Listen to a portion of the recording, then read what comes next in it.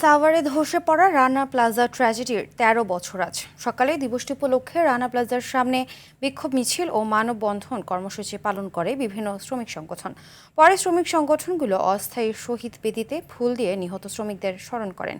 এ সময় রানা প্লাজা ধসে নিহত শ্রমিকদের পরিবার ও আহত শ্রমিকরা অংশ নেন।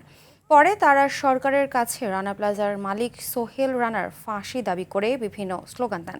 পাশাপাশি শ্রমিক হত্যার সঙ্গে জড়িতদের সর্বোচ্চ শাস্তির দাবি জানায় বিভিন্ন সংগঠন।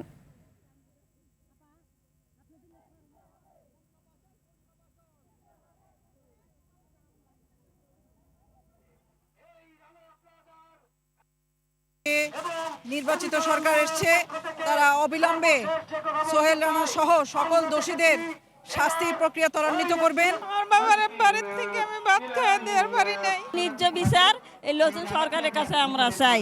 আমি চাই এই জায়গাটা বাজেয়াপ্ত করে সরকার থেকে ট্রাস্টের দায়িত্বে একটা হসপিটাল করে দেওয়া হোক এবং আমাদের পুনর্বাসন করার ব্যবস্থা করা হোক।